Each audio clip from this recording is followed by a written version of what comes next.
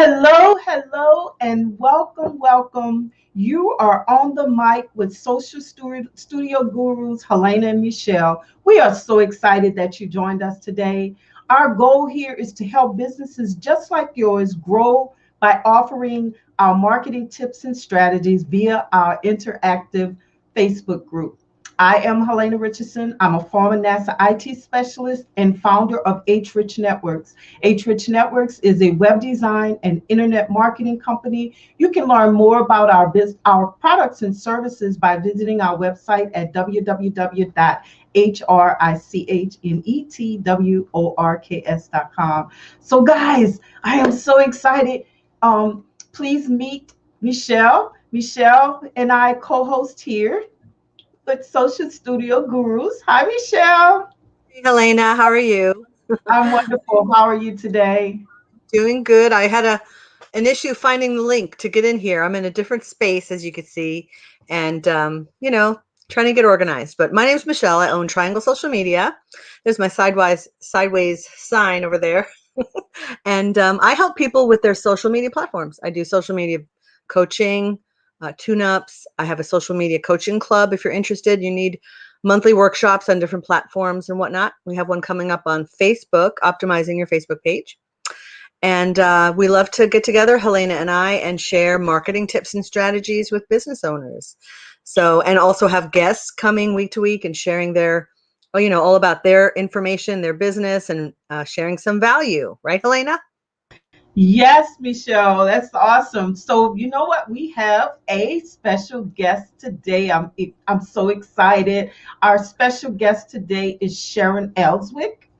Sharon and her husband Samuel guess what? They are the third owners of the Holladay House Bed and Breakfast. It's located in the historic Orange area of Virginia, Orange County rather, of Virginia.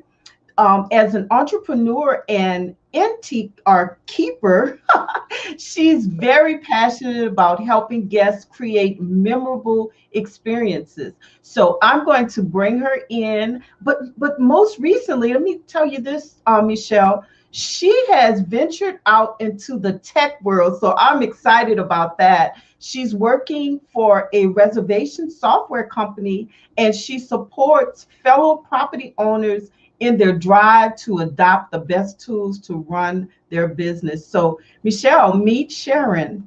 Sounds great. Hey, Sharon. Hi, everybody. How are you doing today? I'm doing great. It's doing a little snow here in Virginia and just enjoying it. Oh, wow. Yeah. Cool. It's cold and rainy here in Raleigh, North Carolina. But I don't know. I heard there was going to be snow and it changes all the time.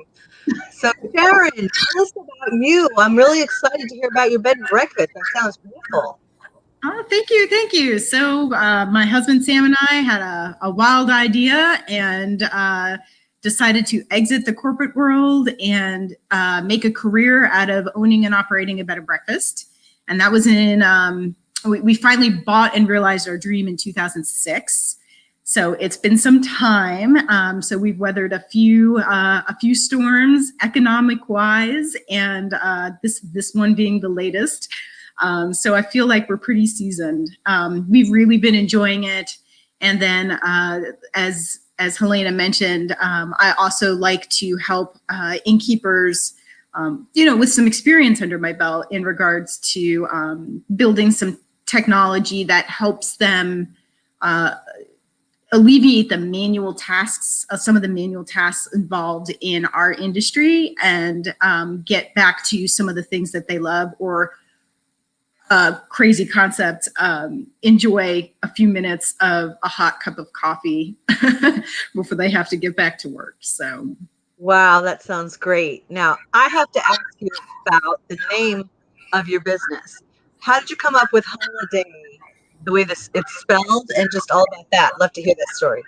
Yeah, sure. So it's actually the building was standing since 1830, and the family that owned it the longest. So we're third generation in regards to bed and breakfast owners, but there have been about 6 families in total that have owned the house. And the family that owned it the longest was the Holladay family. And so it was an existing inn, and we purchased it with that name. And I love it because it does flow into some really fun marketing, especially in the holiday season. Yeah. So yeah, it's been fun, really kind of taking advantage of that, but not so much that it's obnoxious. So You're on mute, Michelle. Sorry. Trying to be helpful. Oh, goodness. I need to change the battery in my smoke detector so it's chirping. If I could ask another question or two, would that be all right? I would love to know more, like, what brought you into, what made you decide to purchase this particular house? And, have you been in this area the whole time? Did you move from another place, or a little bit more of the backstory there? Yeah, sure. So I'm originally from New Jersey, and my husband's originally from the Texas and Tennessee area, but we both moved to Virginia with our families in high school, actually. And we've since lived all over the state. We met at James Madison University. So, keeping it Virginia. And when we had the wild idea to start looking at the bed and breakfast industry, we thought we knew what we wanted, but we kept an open mind because we didn't want to have this long set of criteria and then miss out on an opportunity. So honestly, when we first started our searches and our research, we were looking for a property with lots of acreage backing up to a national forest. And in the end, we ended up in a historic building on Main Street in a cute little town in the middle of Virginia. So that's awesome. Can you share us some photos of the place? Yeah, sure. There's a screen. Yep. Let me attempt to do so. Bear with me 1 second. Yeah, just feel free to talk through whatever the spaces are. We have a few minutes to be able to show and see the beautiful home and invite you to spend some time there. Sure, absolutely. All right. Helena, I've got the share up.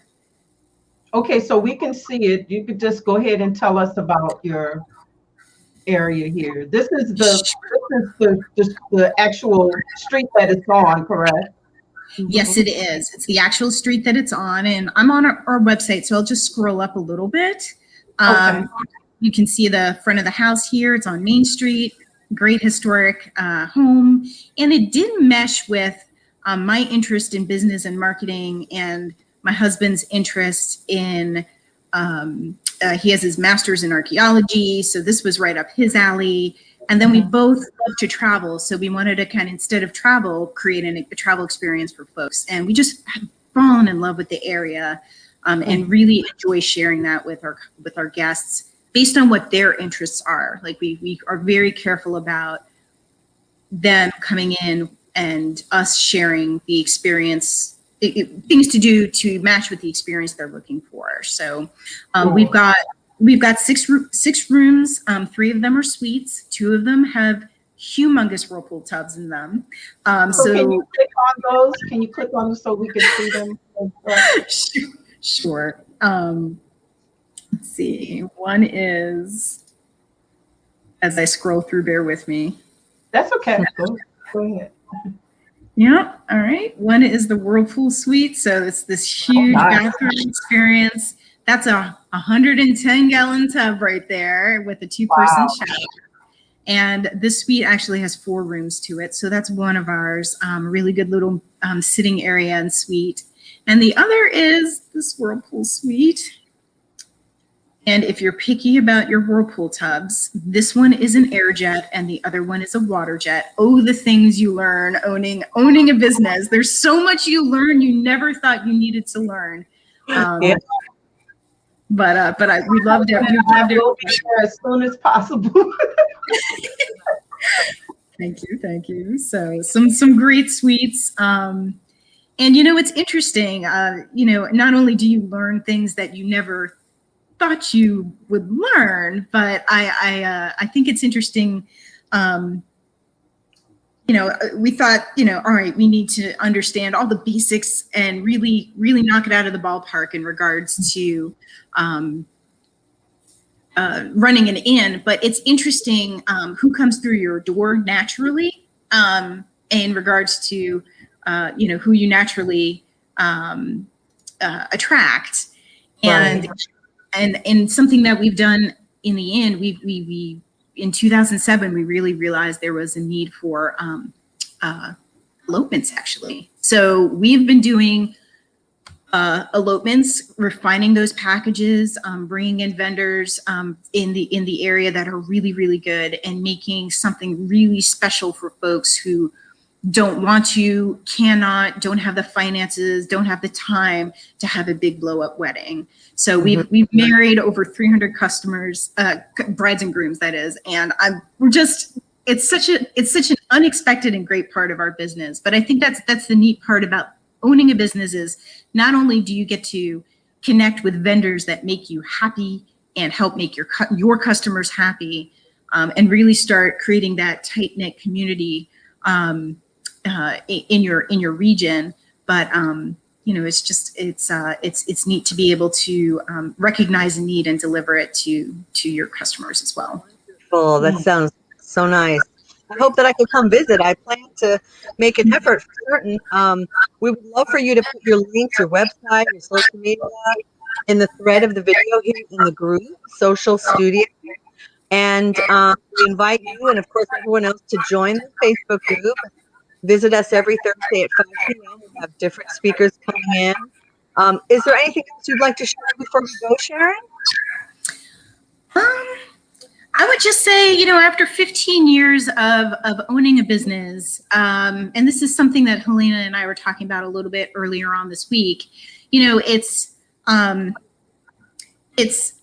easy to lose your perspective. And I think it's important to understand that as an entrepreneur, as a business owner of any type, to at least make sure to recognize when the horse blinders start coming on, and reach out to friends, family, and experts like you both to help refresh and continue not only how you're communicating, how you're presenting yourself online and to your customers and delivering service, but also to keep that spark alive, keep some accountability going. So again, like after 15 years, there's amazing parts to running an inn, but also I've unloaded that dishwasher a gazillion times for 15 years. And so sometimes a little outside like zing really does help keep the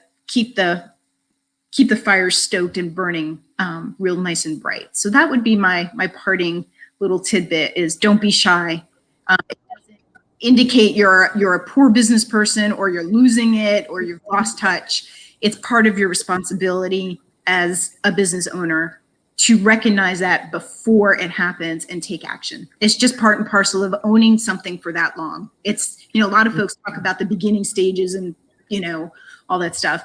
And I think actually the harder part is actually 10 plus years and what to do, because I don't think folks talk about that as much. So That's right. Very That's good right. advice. Yes. So, Sharon, if you would hold tight, we're going to close out our audience, and we'll see you in 1 second. Okay, just hold tight. Thank you all for watching. Thank you, guys. You have a good evening, and we'll see you next week, right, Michelle? What are our times? Every Next Thursday, 5 p.m., Social Studio. Take care, guys.